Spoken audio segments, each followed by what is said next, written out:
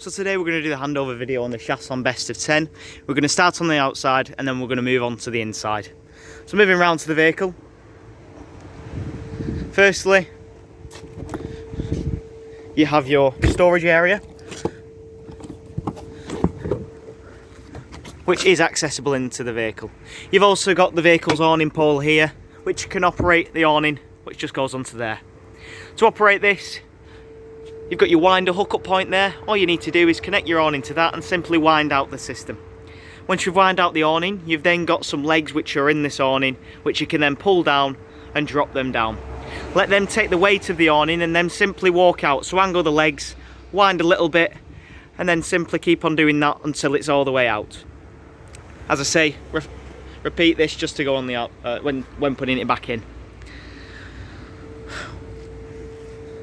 Moving on from the storage area, you've obviously got your habitation door, which is there, along with your fridge vents, which are just here and here. What we say is with a fridge, it's not like a domestic fridge. So what I'd say is if the sun's beating down on this side of the van, if you can, try and turn the van around because you don't want any heat getting onto this area, because as I say, this is where the fridge pulls the air from and cools the fridge. Obviously, if that's hot air, it's not going to help it. So try and make sure that the sun isn't beating down on this side of the van. You've then also got your gas locker for your gas bottles, which is on this side. And then finally, a bit of storage, or otherwise known as your ski locker, at the rear of the vehicle, which you can see access there. You can remove these as well if you wanted to, and you've got an access point from the inside of the vehicle. Moving around, you've got points for a bike rack there, and also your WC cassette toilet. Within here, as I say, is your cassette toilet, and I'll go into more depth on how to use the cassette when you're inside the vehicle, but the main thing you need to know is how to use this when emptying it. Once open, you can then simply lift up this handle and slide out like so. What I say is, as a rule of thumb, if the cassette feels like it's being forced to slide out, you're probably doing something wrong. What often happens is you've got the blade on the toilet open. You always need to make sure that the blade on the toilet is closed to make sure that this can slide out. Once sliding out the unit, like so, you can empty it. To empty the system, all you need to do, rotate this outwards, take off the cap, slide the entire cassette out, and then on that little button which is on the back there, that orange button, click that in and that'll release a vacuum. It'll make sure that all the contents of this will come out in one steady flow, and once you've done that, you can put a bit of water in there just to swish it out and do the exact same. You'll also notice that you've got another orange point there. That in essence makes contact with the blade, as I was saying, to open and close the cassette. You need to always make sure it's in that position when putting in and out the cassette. Just like so. You've also got reversing camera, which is up at the top. On the outside of the vehicle, on the other side rather, you've got your 230 volt hookup point, which is just into here. And then your water point. This is for your fresh water, and this is where you fill it up. All you need to do is get your key, unlock that, and then you can put your hose pipe in and fill up the tank. When it's coming out, you know it's full. Finally, on this side, before I move on to your drain down points, you've got your Truma vent cover, which is here. Your Truma vent cover needs to stay on the vehicle at all times when travelling, and then when stationary on site and you're using the vehicle, you need to remove this. You need to remove this, especially when you're using the hot water, because what will often happen is you'll forget about this cap. You'll try and use the hot water, you'll power it up 3 times and it'll fail because of this cap, and then you'll have to do a reset, which is a bit of a nightmare. So make sure that you've got that you've done that, and that's off. As I say, when travelling, make sure that that's on. And in essence, all that is your chimney, which is just there. Moving on to your drain down points. Your drain down points for the outside of the vehicle, you have 2. So you have one which is a wastewater drain down, and the other one which is a freshwater drain down. I'm going to show you where they are located now. Firstly, your fresh, you can see located with this sticker here, is on the passenger side of the vehicle and just located down there. To empty this system, all you need to do is go underneath the vehicle, where you will then find a cap just here and a blue pipe coming out. When emptying it, all you need to do is remove that cap and it'll empty the entire freshwater system. Obviously, when filling up the system, make sure that that cap's on, because obviously you don't want it pouring out when filling up the system. As I say, that's for your freshwater. Your wastewater is on the other side, which I'll show you now. The wastewater is just located behind the rear wheel on, as I say, the driver's side, and just is indicated by this sticker here, similar to the one that you've seen with the freshwater tank. This one's a little bit more simpler to empty. All you've got is a handle, which is just there. Simply pull that black handle and it'll empty the wastewater tank. You've got three main drain down points in the vehicle. You've got your freshwater, your wastewater and your boiler drain down point. As I say, the waste and the fresh, as I've just shown you, are external to this specific vehicle, and the boiler drain down point is on the inside of the van, which I'll show you. What we say with all your drain down points is make sure that they're open when obviously moving off site. On site you'll have a huge grid that you need to drive over, and then simply empty all the tanks. What we then say is leave all the tanks open, because in essence when you're driving, all the vibration of the road is going to make sure that all that water gets out the system. So you can leave it open. And it is only water at the end of the day. It's no harmful chemical. That concludes the outside. Now we're going to move on to the inside.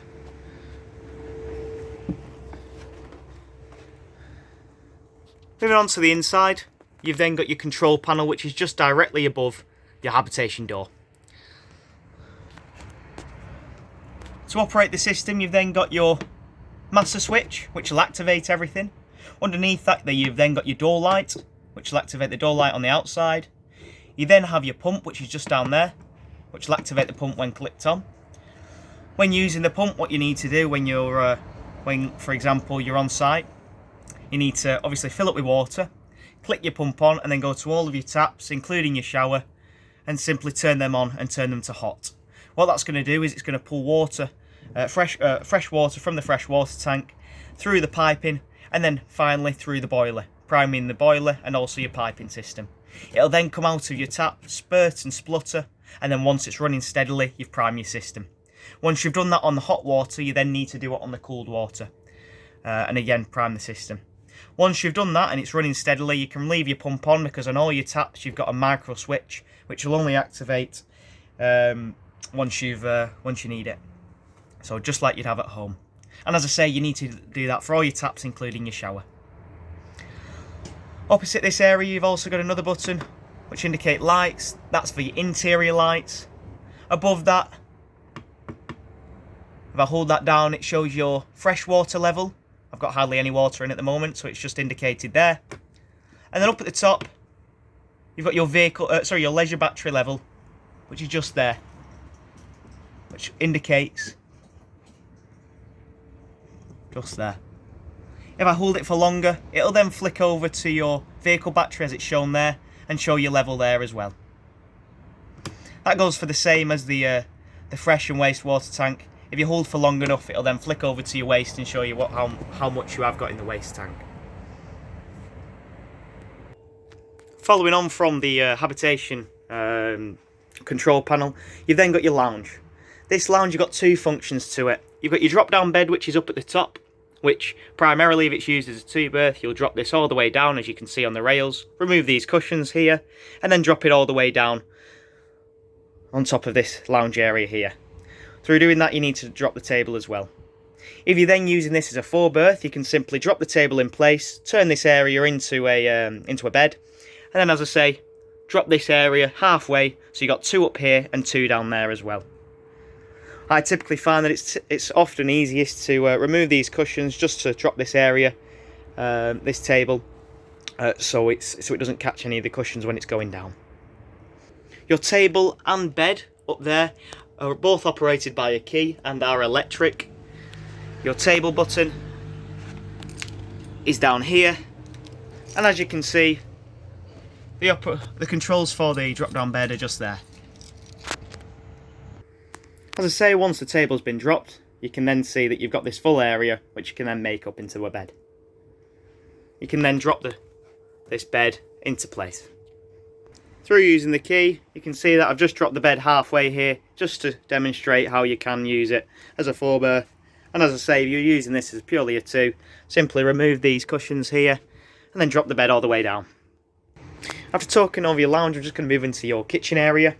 In your kitchen, you've got your hob and also your sink. We've discussed about your priming your system, and also storage beneath, which is just there. On this side, you can notice that you've also got your oven, and then your freezer and your fridge.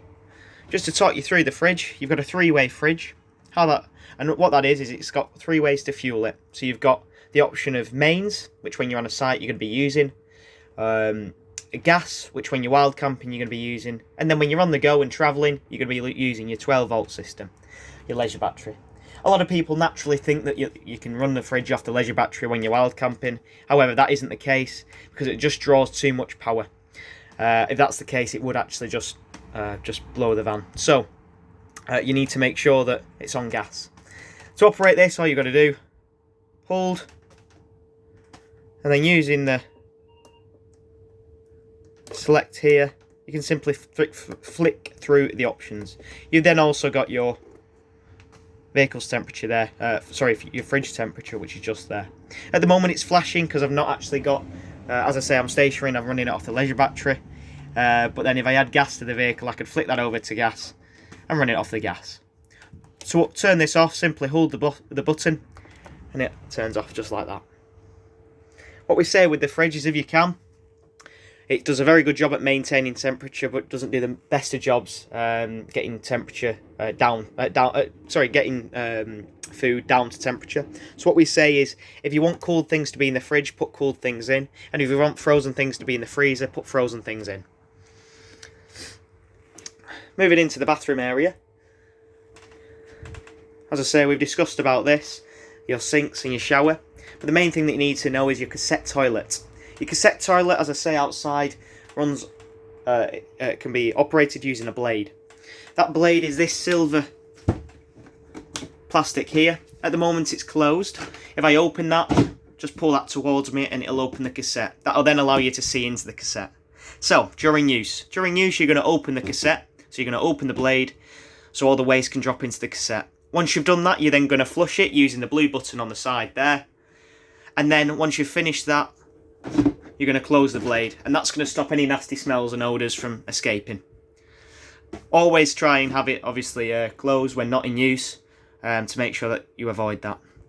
As I've briefly mentioned, you've got your flush, which is just there on that blue button. It's one thing to note that will only work when you've got your pump on.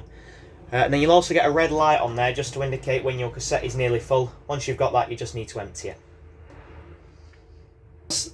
Whilst I'm in the back, you've got all fly screens and blinds on all your windows, just like so.